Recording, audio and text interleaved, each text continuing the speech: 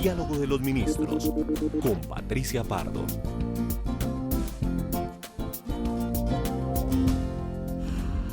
Hola, ¿qué tal? Muchísimas gracias por cumplir esta cita, este diálogo con los ministros. En esta oportunidad el turno es para Jonathan Malagón. Él es el ministro al frente de la cartera de Vivienda, Ciudad y Territorio. Es economista de la Universidad Nacional y en su momento recibió el premio Portafolio al mejor estudiante de pregrado en economía en todo el país. Entre sus múltiples estudios también está un doctorado en economía. Desde los 21 añitos ha sido profesor. Es el ministro millennial del gabinete del presidente Iván Duque. Hoy, sus logros, pero un poco también de su vida real en este diálogo con el ministro Jonathan Malagón. Bienvenidos. Jonathan Malagón, ministro de Vivienda, es oriundo de Riohacha, La Guajira. Es economista de la Universidad Nacional y administrador de empresas de la University of London. Cuenta con una maestría en Política Económica de Columbia University, un máster en Finanzas de la Universidad de Barcelona y un PhD en Economía de Tilburg University. En su destacada carrera ha ocupado importantes cargos. Ha sido vicepresidente de Asobancaria, director de Análisis Económico de Fedesarrollo, entre otros cargos que dan muestra de su excelencia y de por qué hoy está a cargo de la cartera de Vivienda. Y le damos así la bienvenida al ministro Jonathan Malagón. Ministro, muchas gracias por estar con nosotros en este diálogo. Patricia, estoy muy contento de estar aquí. Muchas gracias por la invitación a ti y a todo este equipo maravilloso. Bueno, usted nació en Riohacha, pero su alma es vallenata. ¿Sí? Yo soy un ministro caribe. Soy de La Guajira, soy también del Cesar, me siento del Atlántico, del Magdalena, de Sucre. Yo soy un ministro caribe. Nací en Riohacha. Allí viví hasta los 7, 8 años, pero buena parte de mi adolescencia yo crecí en Valledupar. Y hablando de Valledupar, ¿cuál es su vallenato favorito? A mí me gusta mucho el Cantor de Fonseca. ¿Cómo dice el Cantor de Fonseca? El Cantor de Fonseca dice, alguien me dijo de dónde es usted, alguien me dijo de dónde es usted, que canta tan bonito esa parranda. ¡Ay, qué bien! Y ahí sigue. ¿Y se parranda mucho? ¿Ya no le queda tiempo? No. A mí me gusta mucho oír vallenato, pero soy poco parrandero. Mire, decíamos al inicio de esta entrevista que usted a los 21 años ya se enfrentaba, ¿no?, a un salón de clase que no es nada fácil, enseñándole incluso a personas mayores que usted, ¿cómo se da eso en realidad y cómo logra uno legitimarse frente a personas que son mayores que usted y peladito de 21 años dictándole a uno clase? Yo he tenido, Patricia, dos grandes pasiones en mi vida, el servicio público y la docencia. Me han gustado, me han inspirado. Empecé como asistente docente desde muy joven y apenas tuve la oportunidad y además el voto de confianza de los decanos que me abrieron las puertas en distintas universidades de Bogotá. No lo pensé dos veces y ya van muchos años. Llevo casi una década dictando clase, por ejemplo, en la Universidad Nacional y ya no soy solo profesor de cátedra, sino que soy profesor de carrera. Pero, o sea, ¿quiere decir que a los 21 años usted ya estaba graduado? Yo me gradué a los 21 años, me gradué. O sea, ¿entró a la universidad a qué edad? 16 años. Un peladito, como dicen en su tierra. Un peladito, lleno de sueños. Lleno de sueños que se han ido cumpliendo a través de su vida. Sí, y fundamentalmente lo que estoy viviendo ahora es maravilloso, es un sueño hecho realidad, es la posibilidad y el gran honor de servirle a mi país desde esta cartera. Estudiándolo un poco, empieza uno a darse cuenta que, bueno, usted fue portafolio al mejor estudiante de Colombia, medalla Cacique Dupar, ¿no?, una medalla que se da en el Cesar. También recibió en 2 ocasiones la Cámara Junior, que lo reconoció pues como quizá uno de los 10 ejecutivos jóvenes del país, y empiezan a mirar una cantidad de menciones. En realidad, ¿eso para qué le sirve, ministro? No, yo creo que uno tiene que tomar ese tipo de reconocimientos con mucho cuidado. Sí. El reconocimiento por sí solo puede convertirse en un homenaje incinerante. Cuando la gente va detrás de los reconocimientos y no de las realizaciones, al final del día el legado empieza a cuestionarse con el paso del tiempo. Yo me he dedicado a trabajar y la verdad es que los reconocimientos llegan por añadidura y no son el propósito. Uno los agradece, pero digamos que es un tema marginal. El gran reconocimiento que tenemos, por ejemplo, ahora en el sector público es el corazón de los colombianos, la felicidad de los miles y miles de compatriotas a los que les cambiamos las vidas con los programas de vivienda y de agua, y ese gran foco del presidente Iván Duque de ir por lo social y por la equidad. Ese es el reconocimiento más grande, la felicidad de las muchas familias que tienen una oportunidad distinta en materia de prosperidad luego de las intervenciones del gobierno. ¿Usted duerme tranquilo todas las noches? Yo duermo tranquilo, pienso mucho antes de dormir, gasto media hora antes de dormir repasando lo que es mi próximo día y pensando cuáles son los temas en los que me debo concentrar. Ese ejercicio lo repito noche tras noche, pero sí duermo tranquilo. Otro tema que es bien importante es la vivienda, pero usted la ha visto de carne propia porque tengo entendido que cuando estudió en Holanda vivía en una casita o en un lugar muy pequeñito de 20 metros cuadrados quizá, y de ahí quizá nace el tema suyo y del presidente Duque de una vivienda digna. Sí, la verdad es que el metraje no le quita dignidad a la vivienda, pero nosotros nos hemos concentrado en este gobierno no solamente en construir más casas para colombianos, que necesitamos hacer cerca de 400.000 viviendas, sino también en ir y por primera vez asistir a los más de 1.100.000 familias colombianas que aunque tienen una casa, se están cayendo literalmente a pedazos. Entonces, en el mundo en general, la política de vivienda ha migrado de no solamente construir casas, sino también mejorarlas. De cada 10 personas que necesitan una ayuda, solo 3 necesitan una vivienda nueva y 7 necesitan que le mejoren su vivienda. Entonces, el programa del presidente Iván Duque está muy orientado a construir más vivienda social, 520.000 en el cuatrenio, más de un 14% de las que se han construido en el pasado. Sería el récord en construcción de vivienda social, pero a su vez queremos mejorar 600.000 viviendas de colombianos. ¿Por qué? Porque esa otra dimensión que nosotros llamamos el déficit cualitativo sirve para muchas cosas. Imagínate, Patricia, que las familias que, por ejemplo, tienen un piso de arena, sí, la propensión de los niños a tener enfermedades respiratorias agudas es muchísimo más alta. Pero también es un tema de dignidad, de la manera en la cual se sienten, el autoestima. Cuando la gente tiene su casa terminada, su cocina, el hacinamiento técnico. Me decían estos días la directora del ICBF que había una gran correlación entre el abuso a los menores y el hacinamiento. Todos duermen en la misma habitación, Cuando básicamente. 6, 7 personas viven en una misma habitación y a veces los espacios están en la casa, pero las familias no tienen los recursos para construir el otro cuarto. Entonces el gobierno de Iván Duque quiere llegar a 600.000, corrigiendo casi la mitad del problema de déficit cualitativo de Colombia, una tarea que el país tenía pendiente y que nunca se había abordado desde el gobierno nacional como una prioridad de la política pública. Vamos a empezar hablando precisamente como de esos temas uno a uno, en este de vivienda digna. ¿Qué tiene que hacer la gente para acceder? La verdad es que Casa Digna, Vida Digna, este es un programa que estamos haciendo entre varias entidades del gobierno. Está el Ministerio de Agricultura, en cabeza del ministro Valencia, que conoce muy bien ese sector, que ha trabajado por décadas en el campo, en el agro, y él es el responsable de los mejoramientos de vivienda en lo rural. Está también la directora del DPS, Susana Correa, una gran funcionaria pública, que tiene el contacto directo con Familias en Acción, con esos programas que llegan a la base de la pirámide. Tiene además una información muy valiosa sobre cuáles de esas familias se pueden sacar de la pobreza multidimensional mejorando en la vivienda. Y estamos nosotros, que somos el Ministerio de Ciudades, que nos encargamos de tener convocatorias y alianzas con las entidades territoriales para hacer mejoramientos e intervenciones muy grandes en barrios. Abrimos una primera convocatoria, se presentaron más de 20 entidades territoriales, tenemos convenio con 11. ¿Cuál es la buena noticia? Que ya llevamos más de 50.000 mejoramientos de vivienda y cerraremos por encima de los 100.000 en este 2019. Entonces, entre las 3 entidades vamos avanzando y cada vez son más y más los colombianos que ven cómo a través de Casa Digna, Vida Digna cambiamos la realidad de su vivienda, pero también de sus barrios. Casa Digna, Vida Digna. Una persona que nos está viendo en estos momentos y que dice, bueno, sí, yo quisiera construir el segundo piso de mi casa o seguramente una segunda habitación para que puedan dormir mis hijos. ¿A dónde tiene que ir? ¿Qué tiene que hacer? ¿Qué papeles tiene que alistar?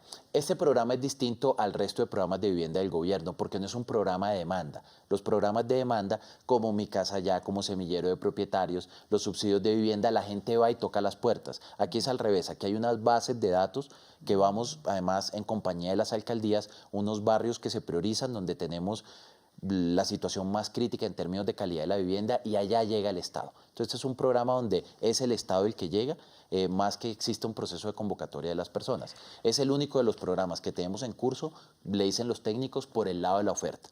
Los demás son por el lado de la demanda. La gente se postula y puede acceder a eso. Yo sé que usted es un ministro que sale, que le gusta ir, compartir con la gente, además es supremamente carismático. ¿Alguna historia de este programa particular que usted nos quiera compartir? Mire, estuvimos en Río Negro hace unos meses, lanzando el programa de mejoramiento de vivienda. Y recuerdo mucho una señora que se me acercó, con la que tuve la oportunidad de conversar, y me decía que tenía este problema del hacinamiento técnico con una hija en condición de discapacidad. Entonces me decía, mire lo complejo que es para nosotros, ministro, me mostró fotos de su casa, porque vivimos todos en el mismo cuarto y yo tengo el espacio. Y estoy muy feliz que la alcaldía me haya escogido y que mi barrio haya sido priorizado, porque ahora por fin mi hija va a tener su propio cuarto. Y esa es la cara de la política social, las estadísticas, los números, el presupuesto, que si 50.000, que si 100.000, pero al final del día son eso, las historias de las vidas que se van cambiando con las intervenciones de política. Déjame contarte una cosa, Patricia. El presidente Iván Duque desde la campaña empezó a hablar de los mejoramientos. Yo me acuerdo los debates que hacen los candidatos presidenciales. El presidente decía, yo quiero hacer 600.000 mejoramientos. ¿Qué escucha uno en el público? Están locos. 600.000 mejoramientos es imposible, no lo van a lograr. Si uno hace política de déficit cualitativo, es a costa de construir nuevas unidades. Eso es muy difícil, es un sueño en abstracto. Y lo que ha demostrado el presidente en este primer año de gobierno es que sí se puede. Y vamos avanzando, y Colombia va a ser el país de América Latina con la revolución más grande en términos de mejoramientos de vivienda. Y a esa persona, a esta señora, que además la historia es bellísima, le dan un dinero para que haga este mejoramiento, o hay ya unos constructores encargados de hacerlo? No, la alcaldía, nosotros manejamos esos recursos de manera centralizada. Entonces, de la mano de la alcaldía tenemos dos acompañamientos. Un primero de Findeter, que es nuestro brazo ejecutor, que se encarga además de encontrar las eficiencias de una convocatoria más amplia. No es lo mismo comprar una bolsa de cemento para un mejoramiento que comprar muchas para intervenir todo un barrio. Entonces, esas eficiencias ayudan a que nos rinda más la platica y que así podamos hacer unas obras mucho mejores. Pero no solamente está Findeter, también nos acompañan entidades multilaterales que están supervisando el proceso. Entonces, son ejecuciones donde no entregamos el dinero, lo que entregamos es la solución. Como dicen los técnicos del gobierno, llave en mano. Buenísimo. Otro programa que pues es de la presidencia de Iván Duque es Semilleros de Propietarios. Además, el nombre es bellísimo. ¿De qué se trata Semilleros y qué han logrado en este año? Patricia, hay un antecedente Semillero de Propietarios. Es un programa muy bueno que arrancó en el gobierno anterior, que se llama Mi Casa Ya. Mi Casa Ya combinó dos instrumentos de política, un subsidio a la cuota inicial de la vivienda y un subsidio a las tasas de interés. Y a través de eso miles de colombianos pudieron comprar sus casas. Nosotros encontramos Mi Casa Ya, nos gusta, nos fascina y lo profundizamos. De hecho, en el gobierno del presidente Iván Duque se han entregado el 43% de los subsidios que ha entregado Mi Casa Ya en 4 años. Es decir, lo bueno hay que mejorarlo y hay que continuarlo. Pero Mi Casa Ya tiene un desafío. El desafío es que las familias que ganan menos de 2 salarios mínimos difícilmente pueden acceder al programa. ¿Por qué?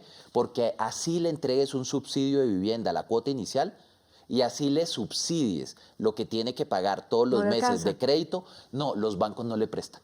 Porque no tienen historia crediticia, seguramente. Porque no tienen historia crediticia, acabas de dar en el punto. Entonces, sobre todo los trabajadores informales. Me decían, ministro, Mi Casa Ya es muy interesante. Yo soy un vendedor de aguacates, me decía uno de ellos. Es que me gusta siempre poner las historias. Sí, buenísimo. Un señor que es vendedor de aguacates me decía, yo vendo aguacates. Yo pago por una pieza 10.000 pesos diarios. Por una pieza donde vivo con mi familia. No es poquito. ¿300.000 al mes? Claro, son 300.000 al mes, no es poquito. Y dice, si yo pudiera con esos recursos comprarme mi vivienda, me la compraría.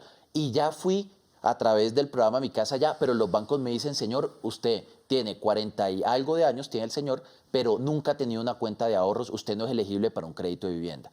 Entonces, ¿cómo llegar a la base de la pirámide?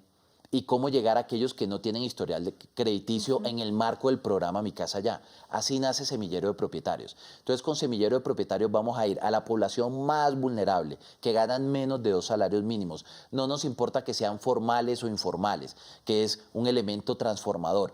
Y les proponemos el siguiente convenio, el siguiente contrato. Les decimos, vamos a hacer una cosa, los vamos a ayudar a comprar una vivienda a través de bancos.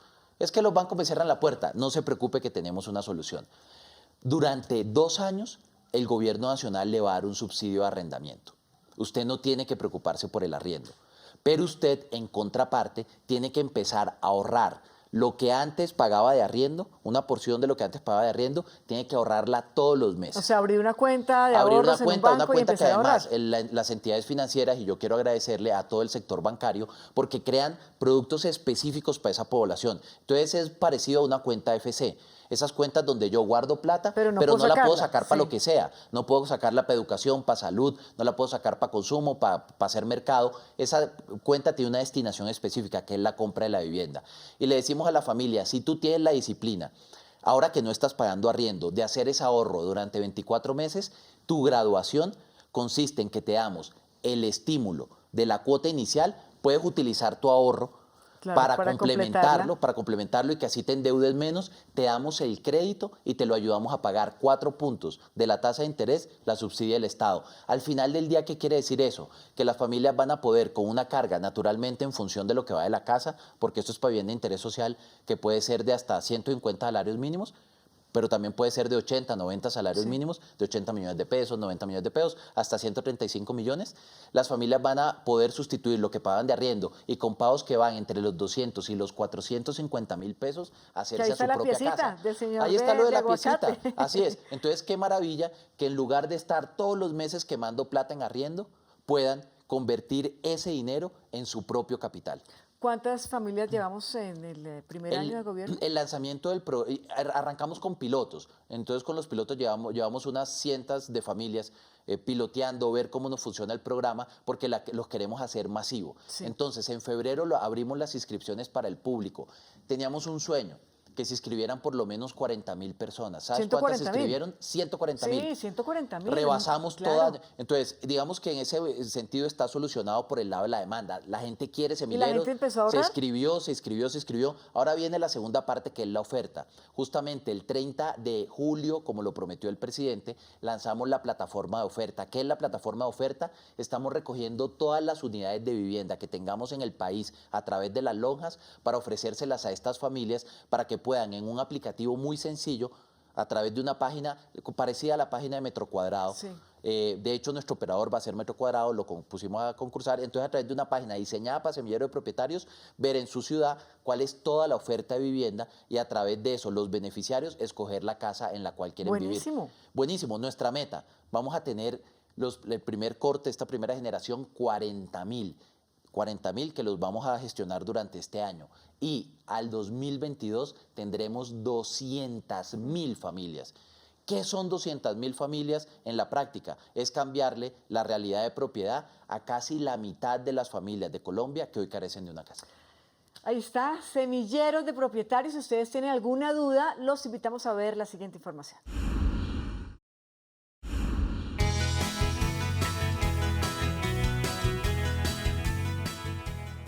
Bueno, mi Diosito, un día más, hoy me va a ir muy bien. En estos locales del centro de Bogotá, Yurani Martínez se rebusca, como ella dice, la vida. ¿Qué necesitamos hoy? Cargadorcitos. Ya le muestro mi... Ya perdió la cuenta de cuánto dinero ha gastado en 10 años que lleva pagando arriendo. Soy madre soltera desde los 16 años y desde entonces llevo pagando arriendo. A veces se me ha dificultado reunir la totalidad del dinero. Pero todo cambió. Ella, después de haberse inscrito en el programa Semillero de Propietarios del Ministerio de Vivienda, Ciudad y Territorio, fue a recibir su casa propia.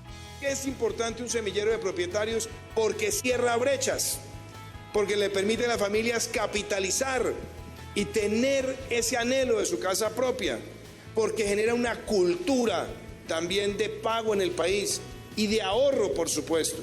Bueno, presidente, Yurani es la primera beneficiaria de semillero de propietarios en Colombia a la que le vamos a hacer la entrega física de su vivienda, que está aquí en este proyecto La Fontana. Sin pensarlo dos veces y llena de expectativas, conoció su nuevo hogar, lo recorrió y días después llegó para quedarse. Hola, buenos días. Bienvenida a mi casa. Ahora, con la seguridad de estar en lo propio, cuelga cuadros, lo organiza y dice que hasta el café le sabe más rico. Una maravilla, de verdad es una maravilla. El sitio es muy bonito, la gente es muy chévere, la seguridad es muy buena y el apartamento es bonito y no, una maravilla. Llegó el momento de soñar en grande. Ponerlo cada vez mejor, más bonito y pues si se puede conseguir más para dejarle a la niña pues una mejor estabilidad a futuro. Yurani espera que su experiencia se pueda replicar en muchas más familias colombianas. Tengo mucho que agradecerle al presidente Duque y al ministro Jonathan Malagón. De verdad que hicieron una obra muy bonita y ojalá sigan siendo así y lo sigan haciendo porque yo sé que van a ser muy felices muchas familias. La vivienda y el agua son de todos. Ministerio de Vivienda, Ciudad y Territorio. Ay, me emocioné, ministro, le confieso. Qué belleza historia la de Yurani. Sí, y yo también me emocioné. Yo tengo que confesar algo, Patricia, yo lloro. Yo soy de las personas que llora y no se avergüenza. Es de lágrima fácil. Sí, y en este ministerio todos los días lloro. Todos los días lloro cuando hablo con la comunidad, cuando veo sus necesidades. Lloro por lo intensas que son las historias y las necesidades tan grandes que tenemos en Colombia, pero también lloro de alegría cuando tenemos la facilidad de brindar soluciones. Yo quiero que en Colombia haya 200.000 personas como Yurani. Yurani es una mujer maravillosa, es de esas heroínas invisibles que tiene el país, madre, cabeza de familia, víctima de desplazamiento, que no se rinde, va todos los días y vende puerta a puerta en ferreterías, instrumentos, no estaba bancarizada. Era imposible, me decía ella, es imposible que un banco me preste para mi vivienda. Le dije, sí, te va a prestar un banco, te va a prestar el Fondo Nacional del Ahorro, vas a tener tu vivienda propia y la realidad de tu hija va a ser muy distinto a la tuya. Esa movilidad social, ver que de una generación a otra hay muchísimas más oportunidades, es la gran inspiración y el gran norte del gobierno del presidente Iván Duque. ¿Usted fue a visitarla? Por supuesto, y estuve allá con el presidente. ¿Y usted le llevó algo o no? Le di un Cuando fuerte... uno le invita a una casa nueva, uno lleva algo. Le di un fuerte abrazo y las llaves, pero además, hombre, la posibilidad de estar allá con el presidente de la República, que estaba muy entusiasmado y que es el principal defensor y promotor de estos programas. Trabajar por más Yuranis. Trabajar por 200.000 casos como estos. Historias de vida, historias pues, que se conocen y que legitiman indudablemente todos los programas del Gobierno Nacional. Una pausa y ya volvemos.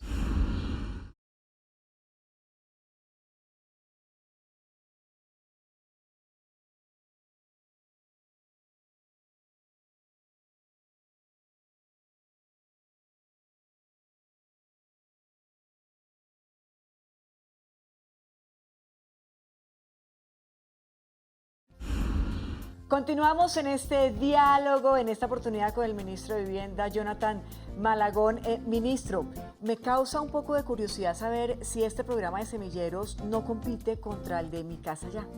Al contrario, lo complementa, porque Mi Casa Ya, la idea es que los graduandos de semillero de propietarios entren a Mi Casa Ya. Mi Casa Ya es la combinación de los subsidios, pero hoy el 82% de los beneficiarios ganan 3 y 4 salarios mínimos. Entonces, Semillero de Propietarios es el módulo que nos permite que Mi Casa Ya llegue a la base de la pirámide. Oiga, otro de sus logros es que podemos decir que Mi Casa Ya va hasta el 2024. Eso es muy importante. ¿Por qué es importante? Tanto por las familias como por los constructores. Los constructores me dicen lo siguiente, y uno los entiende, ministro, yo quiero lanzar un programa, un proyecto de vivienda de interés social para que lo compren familias con subsidios. Pero si yo lo lanzo hoy, en agosto del 2019, la gente lo va a terminar comprando en enero del 21. Y si en enero del 21 no están los subsidios, va a ser muy difícil para nosotros el cierre financiero del proyecto. Eso desde el punto de vista del constructor. Desde el punto de vista del comprador, el que dice hoy, yo quiero comprar casa. Eso no es como comprarse una chaqueta. Hay gente que dice, yo quiero comprar casa el año entrante. Y empiezan a ahorrar poco a poco para la cuota inicial, para complementar o para amoblarlos. Entonces es muy importante saber que cuando terminen esa fase de ahorro van a contar con los subsidios. Y en general estos programas del gobierno se vencían, tenían un nuevo impulso cuando se renovaban, se vencían, tenían un nuevo impulso. El presidente le está dando una patada al tablero, está cambiando el juego. ¿Por qué? Porque quiere extender el programa hasta el 2024. Que haya continuidad. Que haya continuidad, es importantísimo. Así la política de vivienda se convierte en una política de Estado, no solamente un gobierno, sino de Estado. Y la gente puede tener la certeza que cuando toque las puertas de una sala de ventas, ahí va a estar el gobierno nacional en cualquier momento respaldándolo con los subsidios. También se une a esta entrevista nuestros amigos ciudadanos comunes y corrientes de a pie que están en la calle, que tienen una pregunta en esta oportunidad para el ministro de Vivienda. Ministro, muy buenas tardes. El nombre mío es Henry Gutiérrez. Una pregunta que tenemos las comunidades que estamos en Data Crédito. ¿Para el subsidio de vivienda afecta que uno esté en Data Crédito o no? Esta es una excelente pregunta, ministro. ¿Qué decirle a todas las personas que infortunadamente por X o Y razón están en estas bases de datos? Don Henry, la respuesta muy clara es que sí. Es que los bancos deben dispersar los créditos en función de sus análisis de riesgos. Y los reportes en las entidades de riesgo es uno de los insumos que miran los bancos para decidir si le entregan o no le entregan un crédito a una persona. No es el único. Hay familias que no están en Data Crédito y no son elegibles para unos desembolsos. Hay otras que estando en Data Crédito lo son. Depende mucho del caso a caso, de por qué, del monto y demás. Yo lo que le diría es que en Colombia tenemos que promover en cualquier caso, y eso es una de las externalidades positivas de estos programas, la cultura de pago y la cultura de legalidad, que es otra de las grandes obsesiones de este gobierno. ¿Por qué? Porque las familias, lo que queremos demostrarle a los bancos, a toda la sociedad, es que las familias sí son buenas pagas. Que sí son buenas pagas. Y lo que la evidencia nos ha mostrado es que en efecto, cuando uno llega a la base de la pirámide, son familias que tienen cultura de pago, que no se atrasaban en los arriendos informales. Nuestro gran propósito es tratar de llevar ese dinero que hoy es invisible para las entidades financieras y trasladarlo para que sea objeto de crédito. Porque en muchos casos ocurre que ni siquiera es que estén atrasados por un crédito de un banco, sino por un celular, por la cuota de un celular, por el pago de una mensualidad. Incluso esos tampoco pueden tener acceso. Pero también hay saneamientos y hay matices. Entonces, estar reportado en una entidad de riesgo no es como 0 o 1, no es como que lo está o no lo está. En realidad, una persona tiene un reporte porque en algún momento se atrasó en una tarjeta o por un celular o por que se demoró unos días en un recibo. Entonces, eso es información que le sirve al banco al momento de la originación, pero no es que por eso de entrada la familia esté excluida. Pero sí es muy importante, no quiero decir con esto que no sea importante, es muy importante tener un buen historial crediticio porque va a ser fundamental para obtener un crédito de vivienda y poderse hacer a la propiedad. Es cierto que la economía pues es un jaloneador, o la vivienda de la economía más bien, y vemos en la calle, en las ciudades, en diversas ciudades del país, que no hay un edificio donde no diga se vende, se arrienda, se vende. O sea, realmente estamos llenos, ministros, de letreros de se vende y se arrienda. ¿Qué está pasando con la vivienda? La verdad es que cuando uno mira el desempeño del sector, hay un comportamiento disímil entre la vivienda de interés social y la vivienda de alto valor. La vivienda de interés social, que es la vivienda de máximo 150 salarios mínimos, es una vivienda que en Colombia crece en sus unidades iniciadas a más del 15%. Eso es un crecimiento fabuloso. La vivienda de interés social está bien y está en boom. Pero la novicia está quietica. Y todo lo que se produce en vivienda de interés social se vende. Ese subsector va muy bien. Sin embargo, hay una vivienda, la vivienda de alto valor, que se llama la vivienda novis, en la cual durante los últimos 7 años, pero en particular los últimos 3, hemos ido acumulando inventarios. ¿Qué quiere decir que se acumule inventarios? Que tenemos hoy cerca de 9.000 unidades que los constructores han producido a través de los años y no han vendido. Entonces, para un constructor es muy complejo empezar una nueva licencia, un nuevo proyecto novis hasta que no salga de esos. No solamente porque no está recibiendo ese capital, sino porque tiene que pagar los intereses a los bancos de los créditos necesarios para sacar adelante el proyecto. Entonces, hay varios constructores que hoy se encuentran en esa problemática. ¿Eso qué ha significado desde el punto de vista del Producto Interno Bruto? Que durante 2 años el sector de la construcción haya decrecido. ¿Por qué? Porque así el sector BIS crezca el 15, si el sector no BIS decrece el 5, el resultado es negativo, porque el 80% del Producto Bruto lo hacen las viviendas de más alto valor. Cuando nosotros llegamos al gobierno nacional, llevábamos 7 trimestres en lo que el sector constructor tenía resultados negativos, negativos, negativos, negativos. Era la segunda contracción más larga desde esa temida crisis del UPAC. Sí. ¿Se acuerda? A finales de los 90, la crisis... ¿Usted ya había nacido? Yo ya había nacido, sí. Yo ya tenía 10 años cuando la crisis del UPAC. Entonces, esa terrible crisis del UPAC... Claro, durísima para los papás de uno. Para los papás de uno. Entonces, esa duró 11 trimestres. Ya llevábamos 7. En el gobierno del presidente Iván Duque llevamos 3 datos de crecimiento de edificaciones. 2 han sido positivos, los 2 primeros positivos del último periodo, y 1 ha sido negativo. ¿Cómo leo yo esas cifras? Que la recuperación del sector todavía está en consolidación y que no importa que también le vaya a la vivienda de interés social, nosotros tenemos que ayudar a la vivienda no bis a desacumular inventarios. Y ahí tengo unas noticias que van a ser muy interesantes para todos los que nos siguen ahora, no solamente en canal institucional, sino a través de los medios digitales. Y son unas facilidades que ha dispuesto el gobierno para que las familias compren esos inventarios. Se trata de convertir una problemática en una oportunidad. ¿Cómo? Si en Colombia hay 9.000 unidades ahí en stock, esas 9.000 unidades que están a precios muy buenos porque han bajado los precios, son 9.000 oportunidades para que las familias compren. Entonces, hemos tomado varias medidas. La primera, las familias no están comprando esas unidades porque en Colombia se vende con preventa. ¿Qué quiere decir eso? Cuando alguien se va a comprar un apartamento, sobre todo no bis, tiene que pagar durante la construcción todos los meses y al final se endeuda solo un pedazo, no se endeuda la totalidad. Entonces, para un apartamento de 500 millones, fácilmente una familia ha pagado 150 o 200 antes de que el apartamento esté terminado. Pero cuando el apartamento está en stock, no existe la preventa. Entonces necesitamos que las familias lleguen con la totalidad de la plata y la verdad es que eso es muy difícil. Entonces, ¿qué estamos haciendo? Estamos invitando a las familias a que el porcentaje de endeudamiento pueda aumentar. Y ahora vamos a poder por primera vez a través del Fondo Nacional del Ahorro endeudarse hasta el 90% del valor del bien, lo que quiere decir en la práctica que con el 10% lo puedo comprar. Pensemos en un apartamento de 300 millones que esté en stock. Antes necesitábamos que una familia muy pudiente tuviera los 300 millones, como decimos en mi tierra, así chan con chan, listos, 300 millones de pesos para comprarse el apartamento. Ahora, y le hablo a los millennials, una persona que esté pagando arriendo, que tenga menos de 30 años, que esté en su primer trabajo y que diga yo quisiera sustituir mi arriendo, pero no alcanzo a ahorrar 90, 100 millones de pesos, con 30 millones de pesos se puede comprar el apartamento de 300. Eso es maravilloso. ¿Y los intereses? Los intereses. Tenemos la mejor tasa de interés que hayamos tenido en la última década. Las tasas de interés, la gente siempre dice, es que los intereses son altos, pero uno tiene que ver las cosas en perspectiva. En toda una década nunca habíamos tenido tasas de interés tan bajas para la compra de vivienda como ahorita. Pero hay un elemento adicional. La gente dice, si yo me voy a endeudar más, el banco no me presta.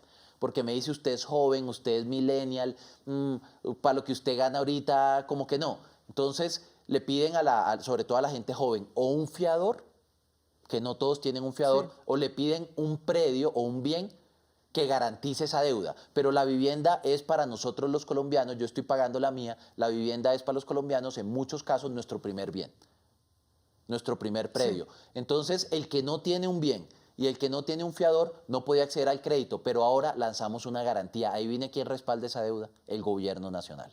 El Fondo Nacional de Garantías, que es una entidad maravillosa del Ministerio de Industria y Comercio con la que trabajamos de la mano, que va a servir de colateral. Las familias se van a acercar a las salas de venta y a los bancos, pero no van a estar solas. Detrás de ellas está el gobierno que ofrece esa garantía. Y eso nos va a ayudar a que sea mucho más fácil conseguir crédito y que empecemos a desacumular esos inventarios. ¿Y cómo accede uno a esa garantía?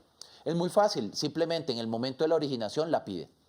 La pide. Y es más, los créditos que van hasta el 90%, el banco por defecto la tiene que dar con garantía. Porque también hay una teoría, yo no sé usted que conoce el mercado, es que los millennials no quieren comprar casa propia. Patricia, yo había escuchado eso desde hace muchos años, pero es de esas cosas que la gente repite y repite y repite y repite. Y se vuelve una verdad. Y se vuelve una verdad, pero no es tan así. En el mundo, 3 de cada 10 viviendas las están comprando menores de 30 años. ¿Cuál era la intuición detrás de ese prejuicio contra nosotros los millennials? Porque yo clasifico ahí en el borde. Es que como los millennials viajan tanto y tienen poco arraigo, entonces al final del día no van a querer comprar una vivienda porque se convierte en una atadura y los millennials en su espíritu de libertad no les gusta tener atadura. Mentira. Además, no solamente compran y compran el 30% de las viviendas, sino que son unos clientes maravillosos. Son unos clientes maravillosos, tienen una perspectiva de ingreso creciente y eso les permite adquirir créditos hoy que también recojan lo que serán sus incrementos salariales del futuro. Entonces, eso en realidad es un prejuicio y una tara. Yo invito a todos los que nos escuchan, menores de 30 años, y les digo una cosa, hay un dicho que muy en Valledupar, lo escuchaba permanentemente, es que cuando usted se case tiene que comprar casa. El que se casa quiere casa. El que se casa quiere casa. Pero no, uno no tiene que esperar a tener hijos o a casarse para comprar una vivienda. La vivienda la deberían comprar antes de los 30 años porque se va a convertir en este país en el gran elemento de aseguramiento en la vejez. Yo los invito a que piensen que no es lo mismo tener una pensión pagando arriendo a tener una pensión con una vivienda propia. El principal elemento de aseguramiento de la vejez en este país tiende a ser la vivienda. Este es el ministro Caribe, definitivamente, y precisamente Telecaribe se une a esta entrevista y uno de nuestros colegas le tiene una pregunta al ministro Malagón. Hola, mi nombre es Zaira Iglesias y tengo dos inquietudes para el ministro. La primera pregunta es la siguiente. En el mes de agosto, ¿los costeños podremos disfrutar del doble subsidio de vivienda del programa Mi Casa Ya? Es una muy buena pregunta, porque en la región Caribe todos los programas, Patricia, se han ejecutado más que proporcionalmente. ¿Qué quiere decir eso? Que se entregan muchos más subsidios en proporción a la población que tiene. La dinámica de la vivienda social en el Caribe es impresionante. Hasta este periodo del año, ¿cuántas viviendas del programa Mi Casa Ya se entregaron en la región Caribe? Déjeme darle este dato. Nosotros en el gobierno del presidente Iván Duque hemos entregado algo más de 32.000 de los 70.000 subsidios que se han entregado en toda la historia de Mi Casa Ya. Entonces, en un año hemos entregado casi que la mitad de lo que se ha hecho en 4 años, que es muy importante. De esos 32.000 subsidios, para la región Caribe hemos tenido más de 11.000. ¿Qué quiere decir esto en la práctica? Que cerca del 40% de los subsidios de Mi Casa Ya que se entregan en el país, se entregan en la región Caribe. Y hay unos departamentos que son emblemáticos. Aunque va a todos los departamentos de la región Caribe, el Atlántico, por ejemplo, se ejecuta maravillosamente. Tenemos una oferta muy dinámica de vivienda de interés social y, como te decía hace un rato, vivienda de interés social que se produce, vivienda que se vende con los subsidios del gobierno. ¿Y cuál es la meta en los 4 años? Nuestra meta es que podamos tener una dinámica de 32.000 anuales, que nos lleve a más de 120.000 subsidios de Mi Casa Ya, que complementados a los 200.000 beneficiarios de Semillero y a los 600.000 de Casa Digna, Vida Digna, nos configura en ese triángulo la oferta más ambiciosa de ayuda del gobierno en la historia en lo que tiene que ver con vivienda social. Hay otro tema que va muy de la mano con la política de equidad del presidente Duque y tiene que ver con el acceso al agua potable. ¿Qué logros se han alcanzado, ministro, en este primer año de gobierno? Patricia, yo tengo que confesarte que a mí la aproximación al agua potable a veces me frustra, pero a mí me termina generando es como mucha más ganas de trabajar por esto. ¿Qué es lo que me frustra a mí? Que el país todavía no tiene la conciencia del drama tan grande que tenemos como sociedad en términos de agua. ¿Por qué no tiene la conciencia? Porque es que hay un indicador nacional que es muy bueno, que nos dicen que tenemos cobertura del 92%. Entonces, si uno le dice en Colombia tiene cobertura del 92%, dedíquese a otras cosas donde la cobertura sea más bajita, ya estamos bien. Pero ese 92% esconde unas realidades en las que nos falta mucho camino por recorrer. Yo quiero destacar 2. La primera de esas, ¿de qué sirve tener cobertura? Que efectivamente te lleguen los tubos a la casa si el agua no te llega a las 24 horas, si no tienes lo que nosotros llamamos continuidad.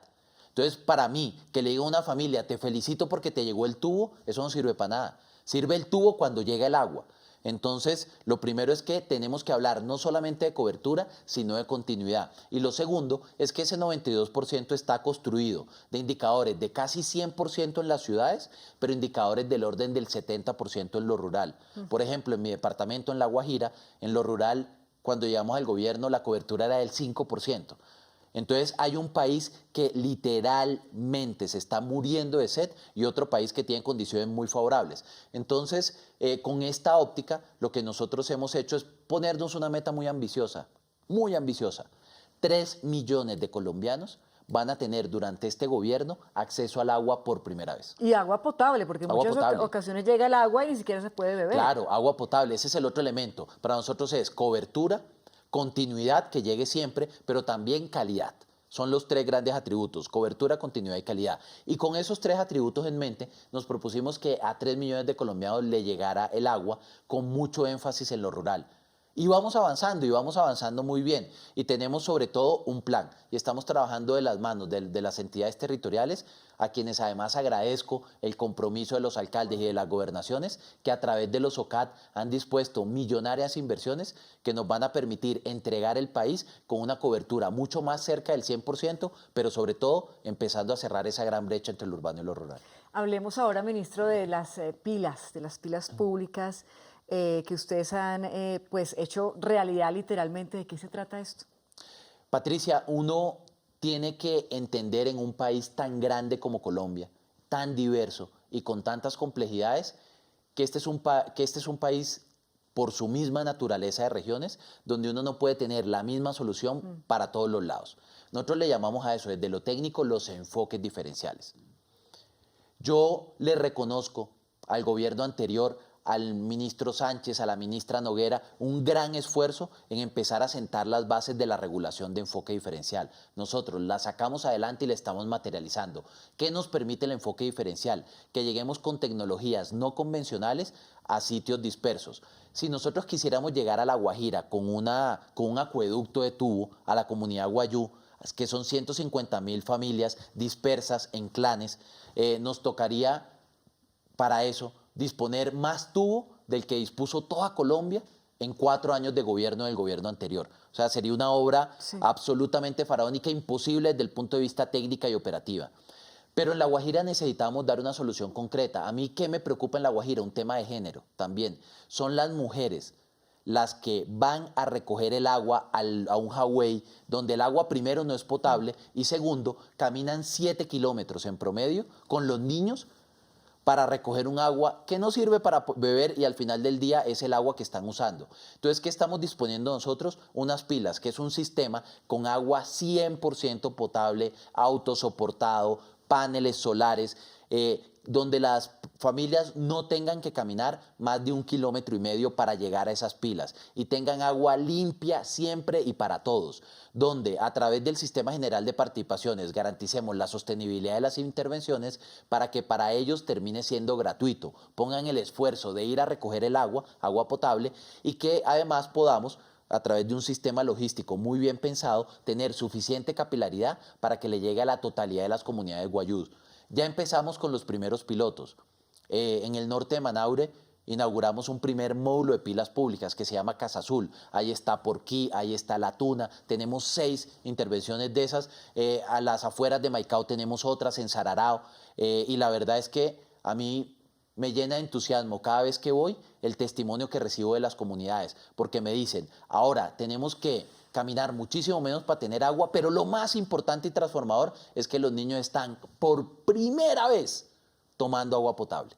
Por primera vez tomando agua potable. Y además se ha convertido en un gran punto de encuentro, porque antes, me contaba la comunidad guayú, el punto de encuentro era el highway. La gente se enamoraba en el highway a la luz de la recolección del agua. Ahora el lugar de encuentro y las historias de amor se construirán alrededor de las pilas públicas. Los niños siguen yendo, pero ya no gastan 4 y 5 horas. Entonces no afecta, no es un factor que incide en la deserción escolar. ¿Cuántas pilas públicas van a poner? Nosotros vamos a tener un módulo, vamos a tener por lo menos 150 pilas, pero es que nosotros llamamos módulos a un conjunto de pilas que se sirven de una misma fuente de abastecimiento. Pero vamos a llegar, nuestra meta, ¿sabes cuál es? Cambiar un 5% de la población guajira que tenía agua en lo rural y llevarla a un 70%. 5% son niveles por debajo de los de África subsahariana. 70%, aunque no es suficiente, son niveles que ya se comparan con el resto del país. Ese programa que nosotros hemos llamado Guajira Azul va a ser la transformación más importante que haya tenido el departamento desde su fundación. El hito más importante del departamento va a ser tomar a las comunidades rurales y multiplicarle la cobertura de agua, en este caso por 14. Vamos a ponerle imágenes, rostros, historias, sonrisas a esta Guajira Azul. Los invitamos a ver la siguiente nota.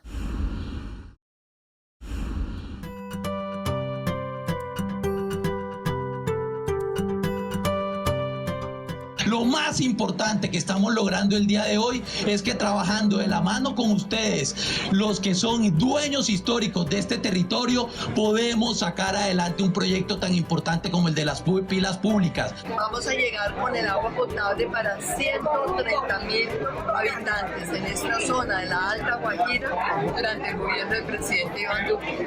En los próximos meses vamos a extender esto a 9 pilas semejantes a esta. La ventaja acá es que el agua es potable y que además les toca recorrer un trayecto muy corto. Es que este es el programa más ambicioso que ha habido en la historia de este departamento para darle agua a todos los habitantes, principalmente de las áreas rurales, que es donde más hay la necesidad de llevar agua. La vivienda y el agua son de todos. Ministerio de Vivienda, Ciudad y Territorio. Ay, qué bonito, usted puso ahí a la vicepresidenta a tomar agua de las pilas. A tomar agua, y cada vez que vamos a Manaure aprovechamos, vamos al norte, lo propio en Maicao, y nos refrescamos con un delicioso vaso de agua potable proveniente de las pilas públicas. ¿Hablamos después de la pausa del acueducto del agua en Santa Marta? Por supuesto. ¿Del cartel del agua que usted descubrió? Por supuesto. Una pausa y ya volvemos en esta oportunidad con el ministro Jonathan Malagón, aquí en este diálogo.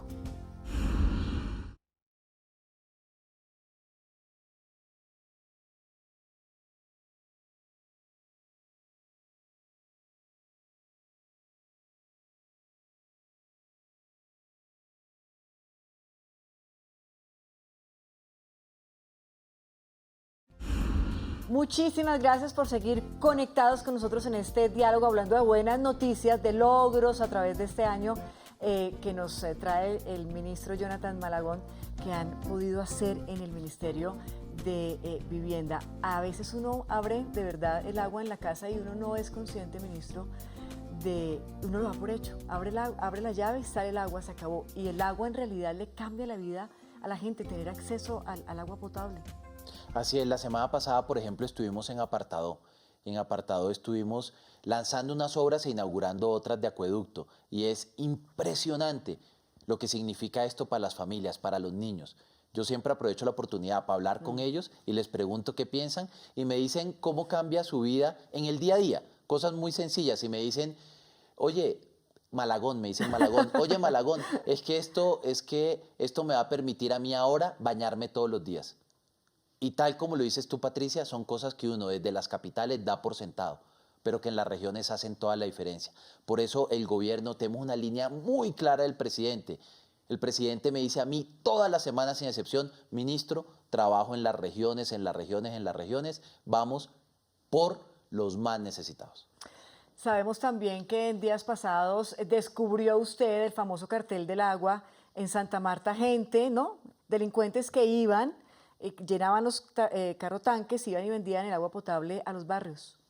Bueno, no soy propiamente yo, es un trabajo conjunto con la empresa de servicios públicos allá y con su gerente, pero mire estas cosas extrañas. Uno se pregunta cómo una capital como Santa Marta, tan importante, que tiene una afluencia de turistas, que además ese desarrollo hotelero y turístico le ha dado tantos ingresos a la ciudad, durante 30 o 40 años no fue capaz de solucionar su problemática del agua. Esto no empezó el 7 de agosto. Esto es una problemática. Santa Marta hace un año, hace 2 años, hace 3 años, Santa Marta tiene sed. Pero lo que ha hecho Carrera es la idea que necesitamos es producir más y más y más agua y en efecto estamos trabajando con la alcaldía para sacar adelante la repotenciación de la planta del Roble, la construcción de la planta del Curval, unos pozos en Gaira que van a ser importantes para tener mayor agua, pero déjeme darle esta estadística, de cada 100 litros de agua que salen de las plantas, ¿sabe cuánto llega a los hogares? 30. En Santa Marta el 70% del agua se está perdiendo. Se está perdiendo. Entonces, ¿qué le decían a uno? Ministro, es que esas son unas redes muy viejas. Entonces me ponía a pensar yo, ¿será que son más viejas que las de Riguacha? ¿Será que son más viejas que las del resto del país? Ahí hay algo, las de Pasto, ahí hay algo extraño. ¿Por qué si en el resto de Colombia se pierde entre el 20 y el 30% del agua? ¿Por qué en Santa Marta se pierde el 70%? Y lo que hemos podido dictaminar es que hay unos operativos de crimen organizado de robo del agua. Entonces, Además, con un modus operandi tremendo, unos sitios de carga, una infraestructura, carrotanques ilegales que todos los días están cargando agua y se lo están vendiendo a los samarios. Y lo más triste de esto es que los samarios creen que la culpa es del gobierno y que los carrotanques son sus salvadores, cuando en realidad le están comprando a sus mismos verdugos.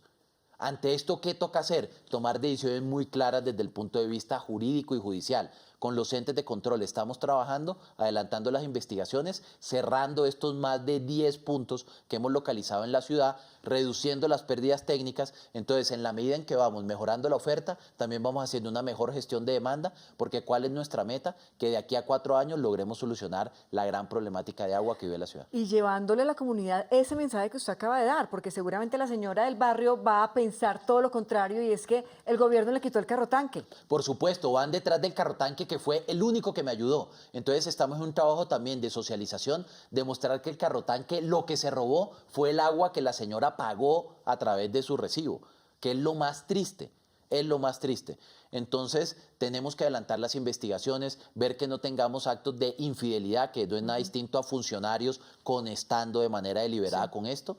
Y la verdad es que lo que yo he visto es que Santa Marta, aunque ha tenido ires y venires con sus administraciones, tanto el alcalde como el alcalde encargado han tenido una disposición muy meridiana a trabajar de la mano del gobierno en solucionar el problema del cartel del agua. Otro programa liderado por el Ministerio de Vivienda es Agua al Barrio.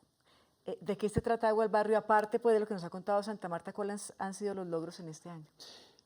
Yo hablaba, Patricia, hace un momento del enfoque diferencial, que no es nada diferente a pensarnos desde el punto de vista regulatorio y normativo, cómo creamos unas disposiciones que nos permitan reconocer que las ciudades y el país no es igual. Y aquí vivíamos una tragedia hasta hace unos meses, que era ¿cuál? La imposibilidad de las alcaldías y de los prestadores de servicios públicos de darle una solución a los barrios de origen informal. Entonces quiero que se imaginen una invasión que con el paso de los años se convierte en un barrio que no está legalizado, pero viven muchas personas y necesitan agua. Entonces los acueductos dicen, es que yo no le puedo solucionar el problema porque es que esto no es un barrio formal. Y mientras tanto, ¿la gente qué hace? ¿Se muere de sed? Entonces teníamos impedidas a las empresas porque aunque quisieran no podían llegar ahí. Agua al Barrio es el programa de enfoque diferencial que nos permite llegar a esos barrios de origen informal donde viven más de 1 millón de colombianos con una solución concreta. Las inversiones ahora se pueden apalancar y el gobierno dispondrá unos recursos para cofinanciarlas, y por primera vez vamos en los otrora barrios de invasión a llevar soluciones muy específicas. Déjeme darle un ejemplo. Nosotros tenemos una invasión muy grande en Yopal, un barrio de origen informal. Se llama La Bendición. Ahí viven cerca de 5.000 familias.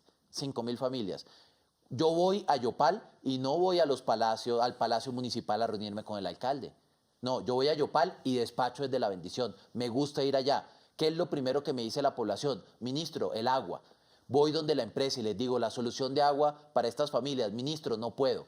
Eso se acabó, la excusa se acabó. Agua al Barrio va a permitir que a La Bendición, pero también en los barrios como El Polvorín, El Cementerio en Pasto, pero también Villas de Fátima en Riguacha, pero en los muchísimos grandes barrios de origen informal que tenemos en Colombia, lleguemos con soluciones concretas. Firmamos un acuerdo con varias entidades territoriales, cerca de 10, y vamos a pilotear el programa en muchos municipios y vamos a mostrar que sí se le podía dar una solución a estas familias. Más preguntas, ministro Malagón, de los colombianos. El País le pregunta hoy al ministro de Vivienda. Ministro, mi nombre es José de San Martín Ibáñez y mi pregunta es la siguiente. ¿Qué hacemos cuando nos damos cuenta que el predial y la valorización suben y las obras no se ven alrededor de los predios valorados y con altísimos impuestos? Muchas gracias.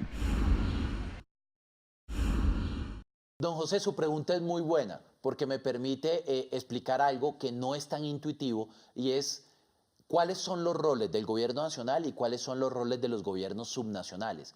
Los gerentes del territorio son los alcaldes. Los alcaldes son los encargados de gestionar su territorio, le hace las inversiones y, por supuesto, el cobro, el usufructo del uso del suelo. Al gobierno nacional no llegan los recursos por el uso del suelo, eso se queda en las entidades territoriales y el gobierno no dispone tampoco de esas inversiones. Entonces hay unas responsabilidades que son de las alcaldías. ¿Qué le diría yo de manera muy general? La gente cuando paga un impuesto lo suele hacer con desánimo, dicen, un impuesto, pero al final del día el predial se convierte en la principal fuente de financiación de las entidades territoriales de manera autónoma y es lo que permite, por ejemplo, sacar adelante las grandes obras de movilidad, incluso en algunos casos de acueducto, de alcantarillado. Entonces yo no quiero entrar a la casuística de una persona pagó un predial y en su mismo barrio hay una calle que no lo arreglaron y pagó valorización, porque en la casuística tenemos miles y miles de casos. Lo que le quiero decir es que el gobierno nacional es muy respetuoso de las entidades territoriales y el manejo que le dan a sus finanzas públicas y entienden estos instrumentos como una gran ventaja. Déjeme ponerle un ejemplo. Nosotros necesitamos hacer renovación urbana en muchas de las ciudades de Colombia. ¿Qué es renovación urbana? Hay centros de la ciudad, unas zonas de altísima valorización que tienen cerca servicios públicos, que tienen muy buena oferta institucional cerca, pero donde quedaron, por ejemplo, grandes bodegas. Sí. Entonces, en muchas ciudades, en el centro hay grandes y grandes bodegas donde podríamos tener vivienda que queda cerca a los colegios, a las universidades, a toda la oferta de ciudad. Hacer renovación urbana es muy cara. En todo el mundo se está haciendo renovación urbana con los prediales. Entonces las alcaldías están comprometiendo los prediales del futuro y con eso están gastando recursos para comprar esos predios y construir vivienda. Son el tipo de transformaciones de ciudad a la que le queremos apostar, dentro de los cuales estos mecanismos de financiación son fundamentales. Otro logro del Ministerio de Vivienda es el Magic Garden en San Andrés. ¿Qué es eso?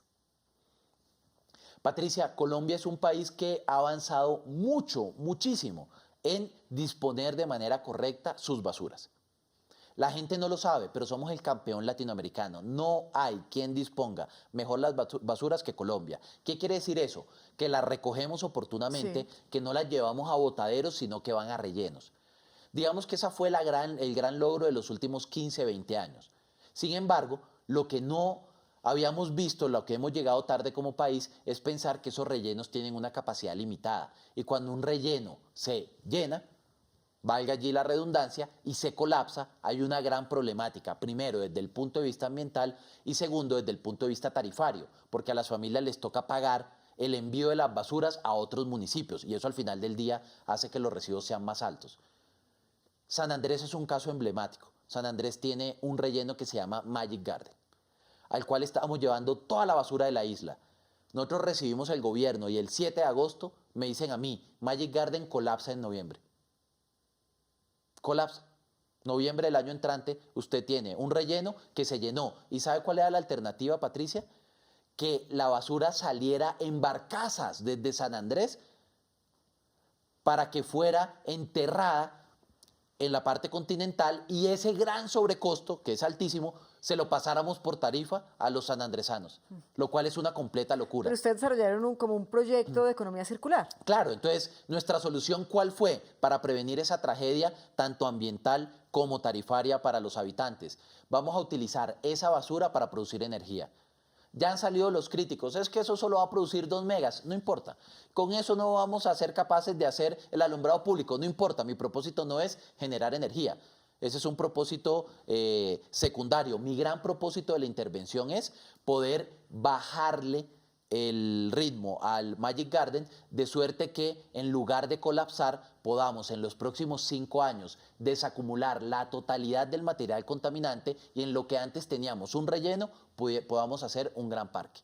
Ese es nuestro sueño dorado en el gobierno del presidente Duque, que Magic Garden ya no sea un relleno sanitario lleno de lexiviados. La gente se queja por los olores, sí, claro, por la contaminación de los pozos. No, Magic Garden va a estar cerrado, va a ser un parque maravilloso y vamos a tener una planta que nosotros llamamos la RCU, que es una planta incineradora donde ya hay un ala con una inversión de 4.000 millones de pesos que dispuso el gobierno, que permite separar vidrio del resto de materiales que tienen contenido calórico. Sí. Eso los estamos quemando y con eso produciendo energía. Entonces es un gran ejemplo de para qué sirve la economía circular. Uno escucha foros, discursos ambientalistas ahí está que le dicen a uno la reutilización.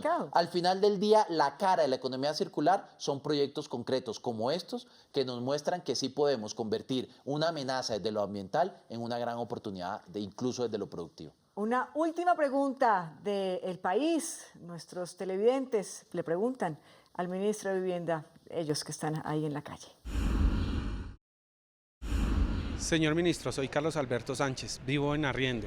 Para mí es muy difícil ahorrar para obtener una casa. ¿Qué alternativas hay para poderlo lograr? Carlos Alberto, si usted gana menos de 4 salarios mínimos, el gobierno nacional le ayuda a comprar su vivienda y a sustituir el arriendo. Si gana hasta 2 salarios, es elegible para el programa Semillero de Propietarios.